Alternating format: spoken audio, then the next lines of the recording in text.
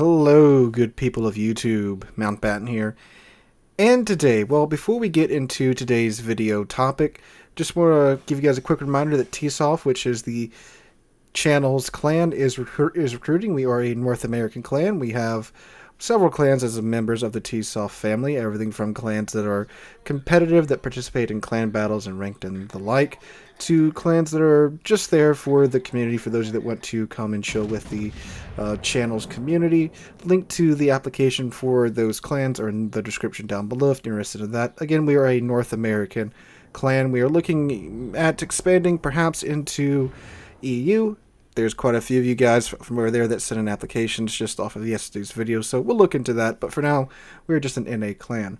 Alright, into the main part of this video. So absolutely massive announcement from Wargaming yesterday that is very, very, very surprising and completely unexpected all in all. And the title of the video is correct.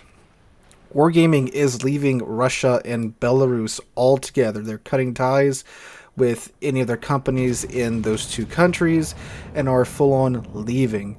So I'm going to read you guys the press release that they put out on their channel. Link to this is in the description down below.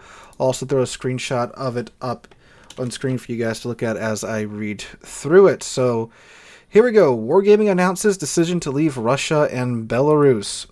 Over the past weeks, Wargaming has been conducting a strategic review of business operations worldwide. The company has decided it will not own or operate any businesses in Russia and Belarus and will leave both countries. Effective March 31st, the company transferred its live games business in Russia and Belarus to local management of Leicester Studios that is no longer affiliated with Wargaming. The company will not profit from this process either today or going forward. Much to the contrary, we expect to suffer substantial losses as a direct result of this decision. We will be completing the operational transition with all due speed while remaining in full compliance with all laws and ensuring the ongoing safety and support of our employees. During the transition period, the live products will remain available in Russia and Belarus, but will be operated by the new owner. Wargaming has also started the process of closing its studio in Minsk, Belarus. We will be providing as much severance and support as possible to our employees affected by the change. Despite the magnitude of this decision, we as a company are confident in the future of our business and are committed to delivering quality games to our players. So this is absolutely massive, a huge step from Wargaming, and one that must be applauded, because this is going to absolutely cost this company a ton of money. Leicester Studio, by the way, it was a studio that was owned by Wargaming. It's not like Wargaming contracted out to them to work on World of Warships. Wargaming outright bought the studio in 2011. They bought it. So them just letting it go like this without selling it is obviously a big loss to them outright, and is of course more than likely going to affect World of Warships in a couple of big ways, depending upon how Wargaming goes and does this. Now, this is all Wargaming has said so far. They've been pretty tight-lipped about any details as of me recording this video, which is on the same day that this statement has been released, so we don't know the exact details of how they're going about doing this or anything like that. Obviously, World of Warships is going to have to be picked up by another of Wargaming's now 16 studios around the world. They had 18, but now they're down to 16. And leaving the Minsk studio, closing the Minsk studio down is huge. That is where Wargaming started with World of Tanks. Well, not with World of Tanks, but it's where Wargaming started overall, and obviously World of Tanks is their biggest title, and the Minsk studio is the studio that worked on World of Tanks, so closing that studio down is a pretty big deal in and of itself. And World of Warships was completely made by Leicester Studios, and they are the ones that have been working on it since its inception.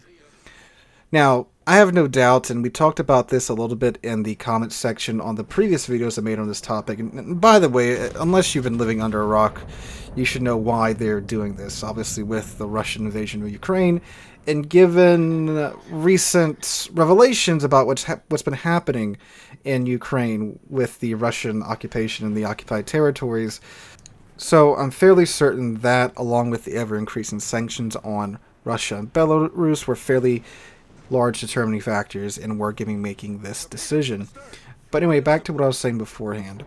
I was having a conversation with some commenters on, I believe, the second video that I made covering this topic. And we were discussing how, if Wargaming was smart, they would already be shuffling employees around and moving the key staff from Lesta and Minsk and moving them to their wherever they're going to go now to work on World of Tanks and World of Warships. Oh, and the Moscow office as well. So that's 3 studios that are being shut down in Russia and Belarus. So they've probably been working on this, I would say, I don't know, and I'm just guessing, probably since the second week of the Russian invasion of Ukraine, when it became apparent this was going to be a fairly prolonged conflict and not over in a couple of days like many a person thought. So they're probably working on this for some time, and now they're just ready to announce that they're going ahead and severing all ties with any of their offices or studios that they were working with in Russia and Belarus. So I'm glad that they've done it. It cuts off whatever tax revenue that Russia and Belarus were getting from Wargaming operating there. Albeit I'm still very, very, very firm believer that it was a very small amount of money that was going toward the government, because again the company's based out of Cyprus for the express reason of avoiding paying taxes. But of course, payroll tax, property tax, yes, those were taxes that they were paying to the government, but they are no longer doing that because they're no longer operating in Russia and Belarus. This went into effect March 31st, which was 5 days ago. So, as of right now, there's absolutely no money from Wargaming flowing to the Russian or Belarusian government. So, what does this mean for World of Warships? As this is a World of Warships channel, this is probably what most of you are thinking about. Well, I'm going to assume that there will be a new home office working on World of Warships. It is a Wargaming-owned title. Wargaming does, of course, publish the game and own the title and such, and the game's code, I'm going to assume, too. That's how it works most of the times when publishers have various studios work on their games, like with Activision and Call of Duty and the like. So, who knows? It could be Austin. It could be maybe their office in Poland, or I think they have one or two in Germany. Who knows where it's going to go to next, but that's likely what's going to happen with the game. Will it delay the upcoming patch and release of Italian DDs? Maybe, but I think it's perfectly worth the wait that, they've made this move and they're no longer supporting the Russian and Belarusian governments that way. What is very interesting, though, is that apparently, this is some real Iron Curtain type stuff here.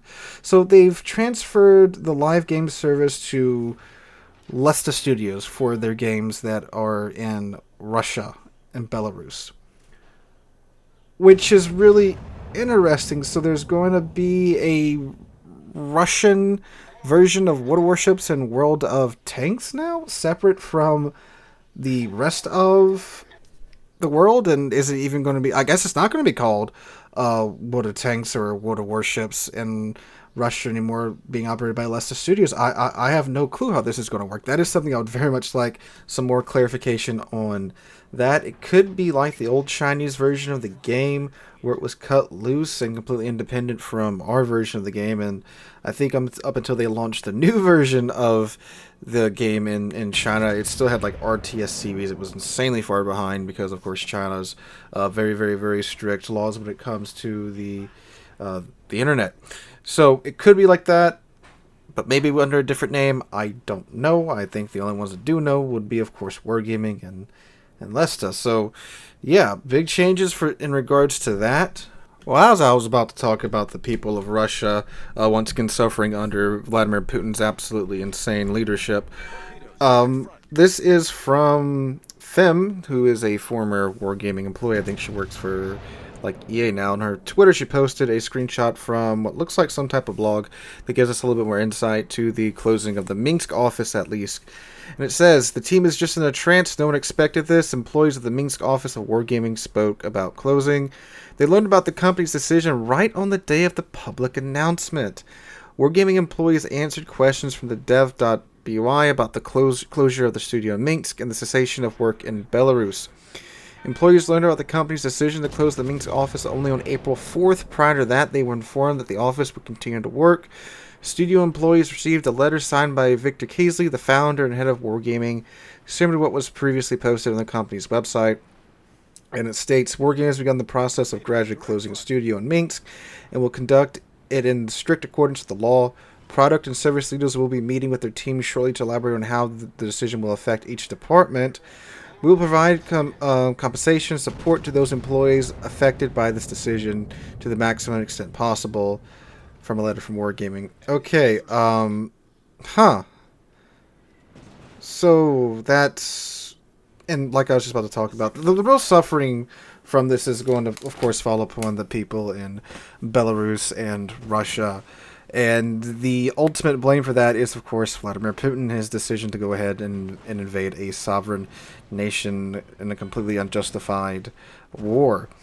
And like we talked about before here, when we're talking about the situation, it's the people of Russia that are really suffering, and Belarus that are really suffering from this under the sanctions, thanks to Vladimir Putin's just absolute insane way he's been going about this conflict. So it does suck. I wish it never happened. Of course. But I guess the decision to close the Minsk office might have been something last minute. It sounded like, thinking back to the original statement now, that the decision about Lesta was made and finalized and all done by March 31st, so I guess the Minsk studio closing was maybe a decision that the high brass at Wargaming were trying to hold out on or were kind of stuck on, then finally their minds are made up. It does very much suck to think that those people working in the Minsk office, which is a very large office, again, the largest of the Wargaming offices, well, previously the largest of the Wargaming offices. Now all those people could potentially be out of a job. I'm sure a good chunk of them probably will be moved over, as again, these are the people that have been working on World of Tanks for years now. How many will make it, how many will not, I don't know, but my heart does go out to them, because that's an absolute terrible situation to be in. But again, all this is because of Putin and his just need to be a dictator and an ass, apparently. But yeah, so that's all I got for this right now, guys. My 2 cents on the topic. Let me know what you guys think about this in the comments down below. Hope you guys are having a wonderful Tuesday and a wonderful week. If you enjoyed this video, make sure to drop a like and subscribe to the channel. On our way to 35,000 subs, getting very close to that goal thanks to you guys. Gang, I hope you guys have a wonderful week. Hope to catch you guys in the next one.